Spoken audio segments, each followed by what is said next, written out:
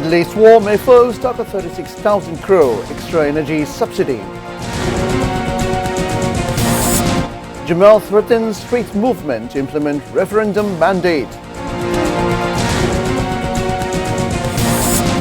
BNP starts selling nomination forms for reserved women's seats. Preparations underway on fine arts premises marking Pohila Bachok.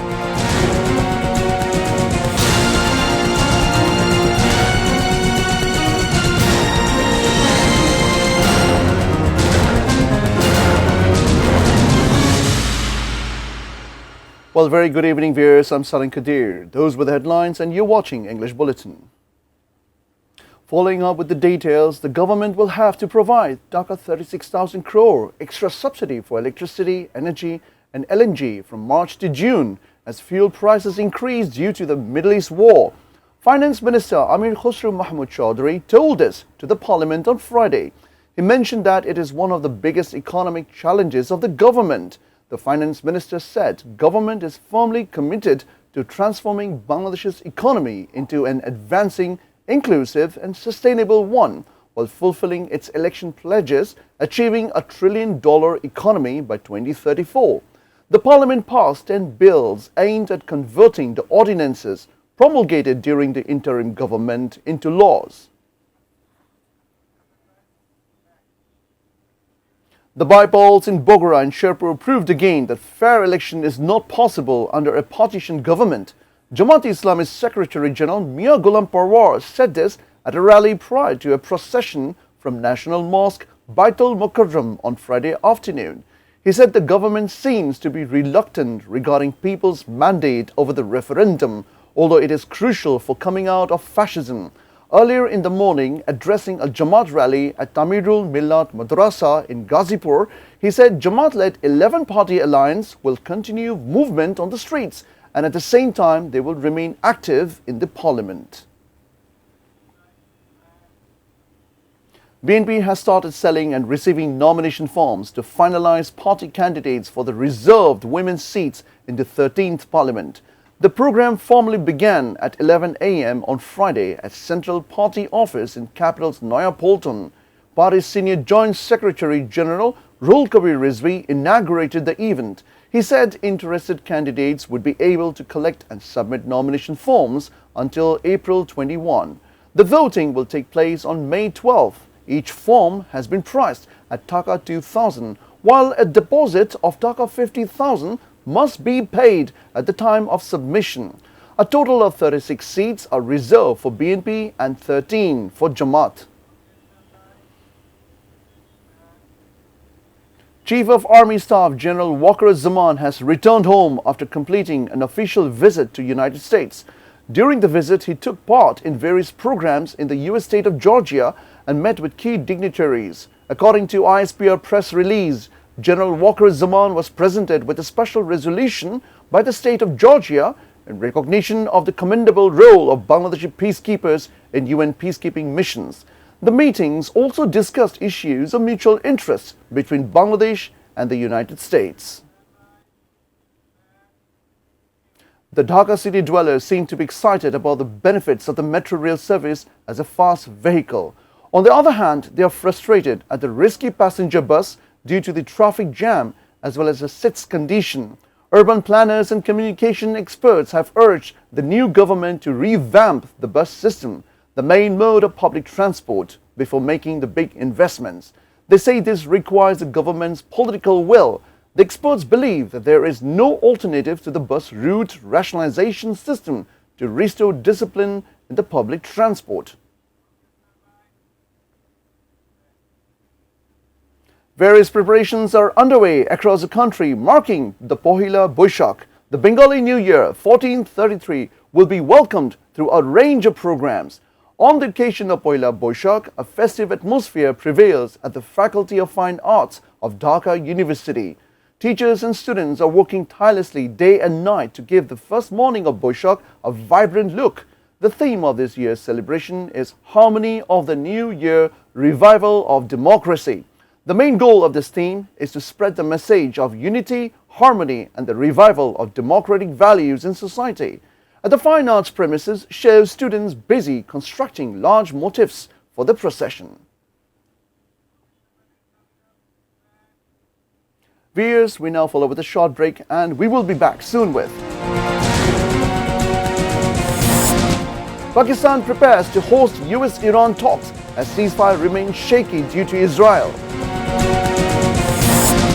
Argentina to play final pre-World Cup friendlies against two European teams.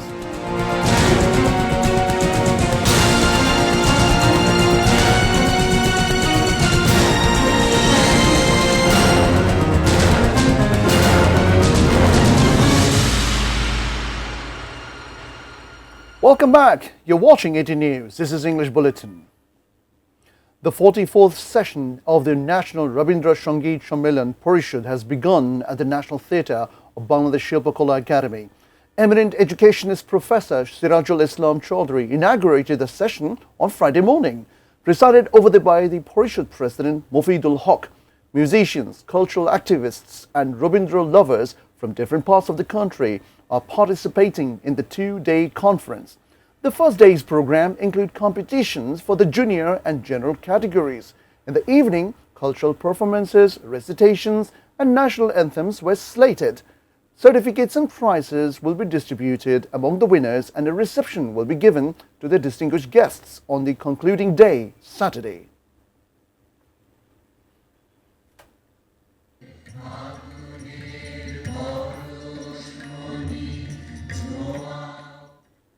Female mountaineer Nurun Nahar Nimne will leave the country tomorrow for Nepal to conquer the world's highest mountain peak, Everest.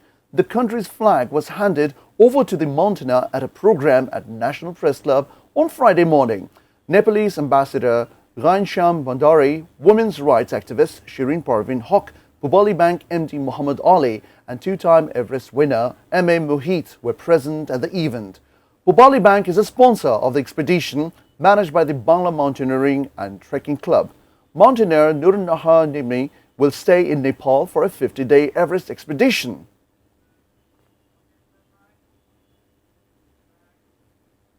We now begin with news around the world.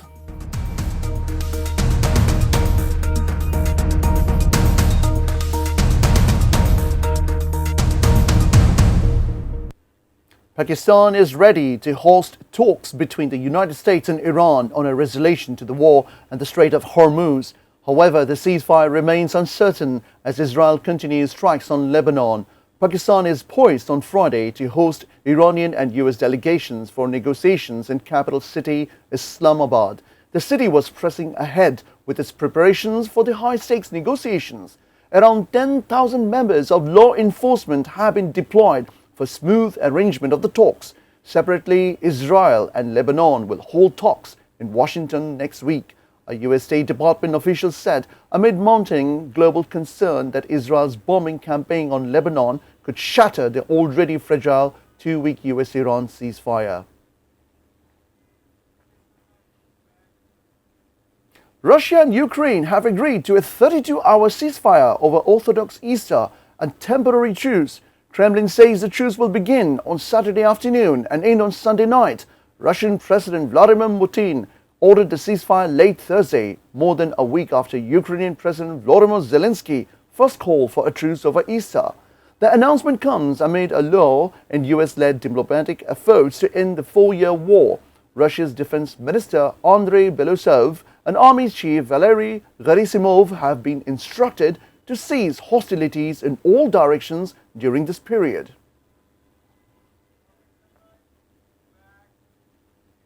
Israel's Security Cabinet secretly approved the establishment of 34 illegal settlements in the occupied West Bank during the US-Israeli military campaign against Iran.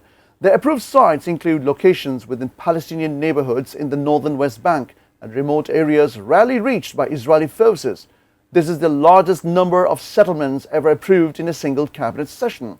According to media report, the total number of illegal settlements approved by the government of Prime Minister Benjamin Netanyahu since it came to power in late 2022 rose to 103.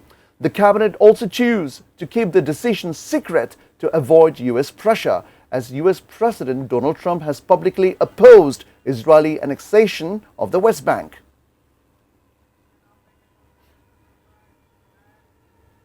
Viewers, we'll take a short break. Stay with us.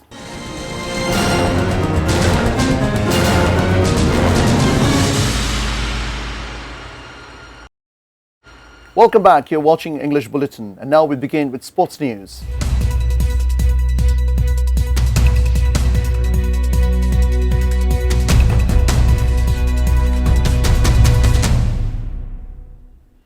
Argentina will play its final two pre-World Cup friendlies at two of the most United States' iconic college football stadiums. The defending World Cup champions will face off against Honduras on June 6 at Kyle Field in College Station in Texas, before taking on Iceland on June 9 at Jordan Hare Stadium in Auburn in Alabama. As for the two matches, which will be played on grass surfaces, Argentina has won all three of its previous meetings with Honduras, including a 3-0 victory in 2022 friendlies in Miami. This will be Argentina's second meeting with Iceland. They played at the 2018 World Cup in Russia with a small nation stunt de la Albiceleste with a 1-1 draw in Iceland's first match ever at the World Cup. Well, before ending the bulletin, we have top stories once again. Middle East war may foes Taka 36,000 crore extra energy subsidy. Jamaat threatens movement to implement referendum mandate.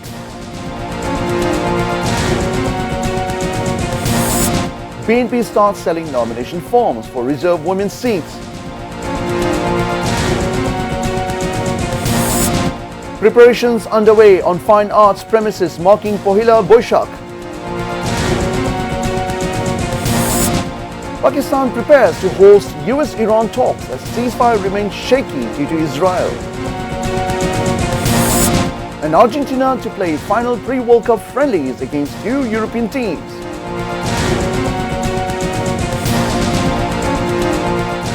Well, that's all from the newsroom for the moment. Thank you for being with us. Until then, see you soon.